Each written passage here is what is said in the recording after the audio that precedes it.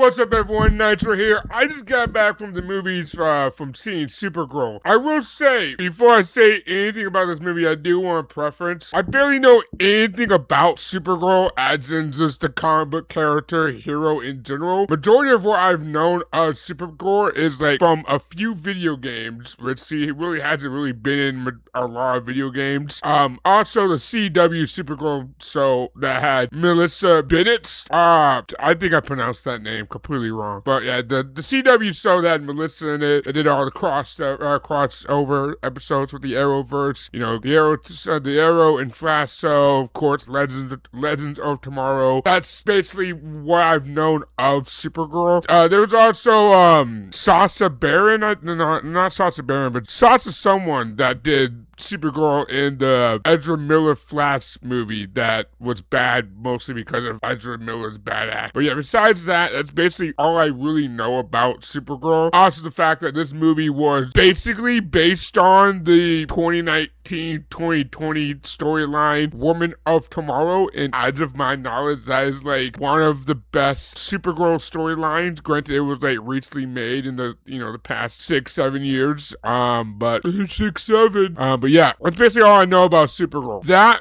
being said, I don't know what I was really expecting for this movie. I guess I was expecting a lot more than what this movie gave to us. It kind of alright, so I know for one thing I was expecting some type of origin story or origin-esque, like origin light, because we know James Gunn doesn't really want to give the origin stories for this version of the DCU, even though ironically there is some movies in this version of the DCU that has origin. Clayface being an example of that. Clayface coming out later this October, which it looks really good. I'm excited for Clayface. What can I say? It had like body horror, all that kind of stuff. I mean, if you know what I'm talking about if you saw the trailer. But again, yeah, Supergirl stars Milly Alcock, Acock, whatever.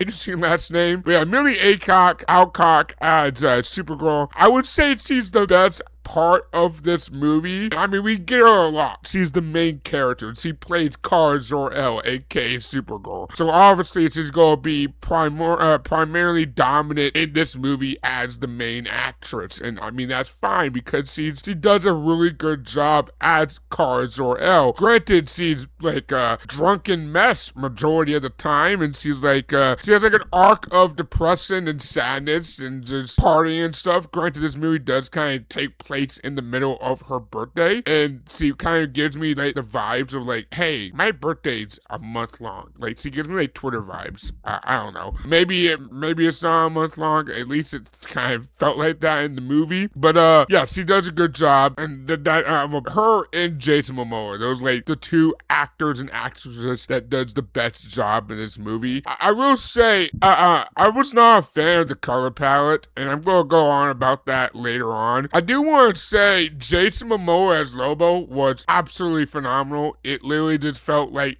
Jason Momoa being Jason Momoa. He was just having a fun time, and I'm glad he was, Lobo, because he fits the part. Like, he literally looks like Lobo, kind of acts like Lobo, and Jason Momoa is just like badass as a punk rock metal heavy villain slash anti-hero that drives a motorcycle. And that is exactly what you get of Jason Momoa in this movie. Is like a punk rock metal anti-hero type dude. I thought he was actually going to be the main villain, but he isn't. And when you see who the main villain actually is, you kind of wonder, were they trying to do a Mad Max spinoff? Because this movie, it really reminded me of Mad Max. I guess more so Furiosa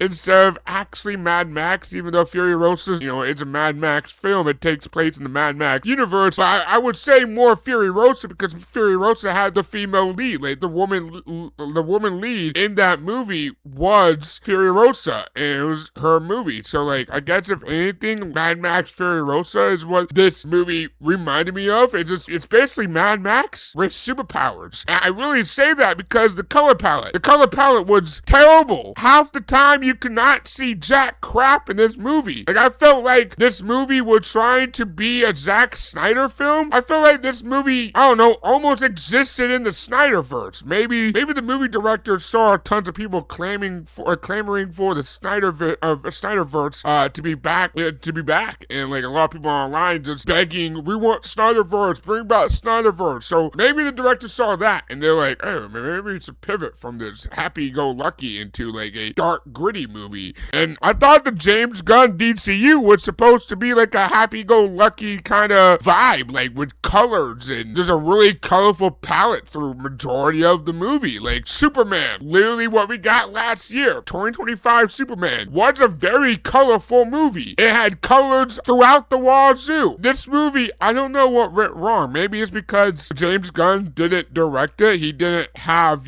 overall control on the project. Maybe that's the reason. But yeah, this movie was just really washed out, really just dark, very like burnt brown dust type of colors. Like this movie, like they travel to different planets and stuff, and I swear half the planets they kind of look the same. It's like if you're playing No Man's Sky, and No Man's Sky just generates the same planet just with a new name. It just majority of the planets that they visit, they just seem dark, gritty, and burnt brown.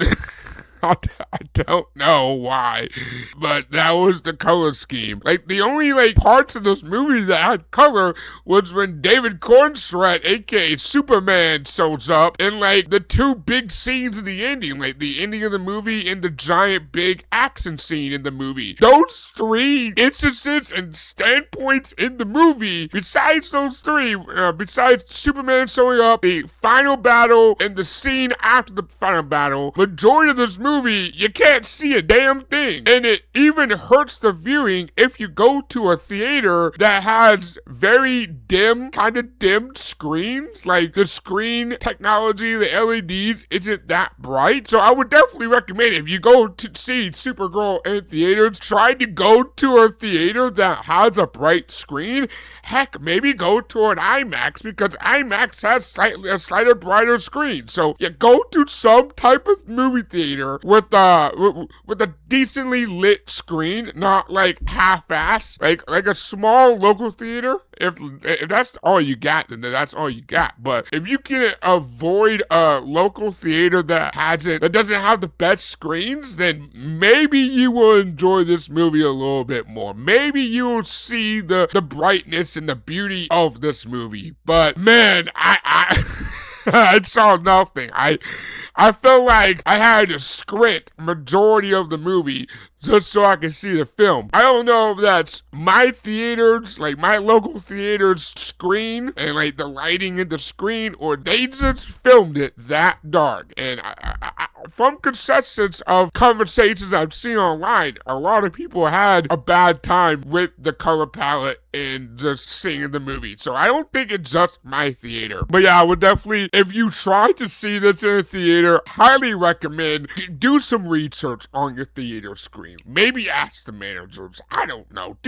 Do something. Because if you don't, you're gonna have a bad time with this movie.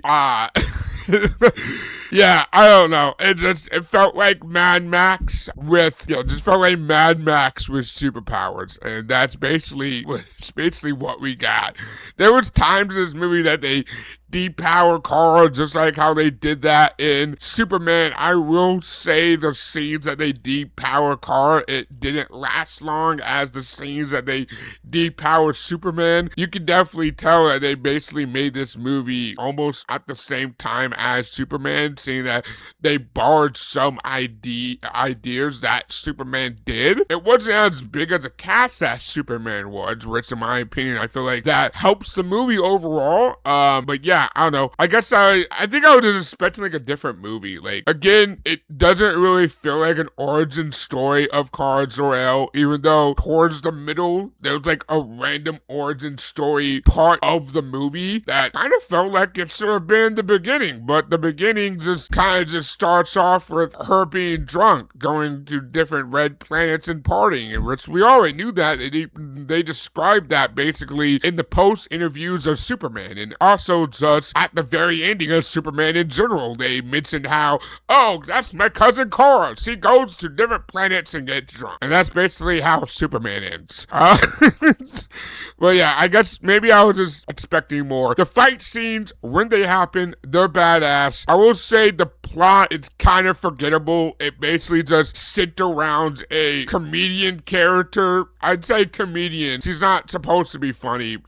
She's played by Eve Ridley. Her name is Ruth. She's like basically the second main character in this movie next to Kara. Like literally her and Kara goes on a rambunctious adventure to go find a MacGuffin and also a antidote for a antidote for Crypto, because the main bad dude of the movie tranquilizes and knock out Crypto for a majority of the film, which, tell me if you heard that one before. Alright, Superman 2025. Lex Luthor kidnaps Crypto, doesn't really knock him out, but puts him in a containing cell with AI Squirrel, but still captures him to do some research on him. But yeah, unlike where Crypto was out for like maybe half or a quarter of that movie, in this movie Crypto was out just majority of so if you like that plot, I guess go ahead.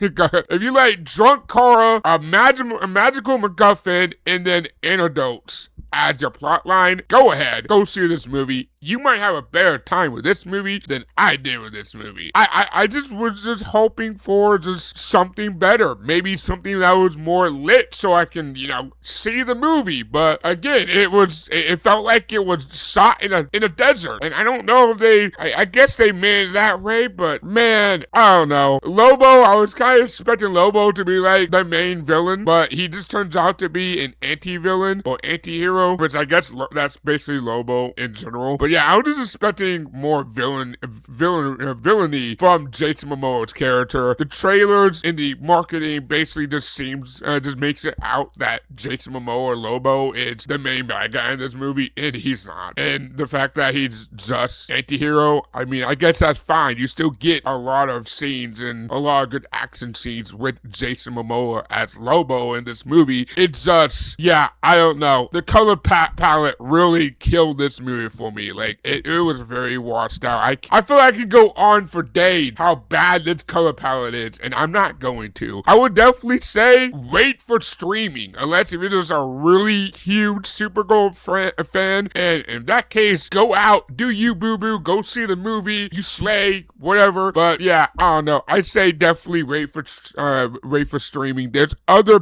better Supergirl projects that already exist out there. I named one in the beginning, the CW Supergirl show. It's honestly better than this movie. How is a CW show better than a movie beyond my comprehension? I don't know how that works, but it does. But yeah, that's Supergirl. That's my thoughts. I'd say definitely wait for streaming, unless if you just really love Supergirl, then go out and see it. But yeah, wait for streaming. Supergirl out.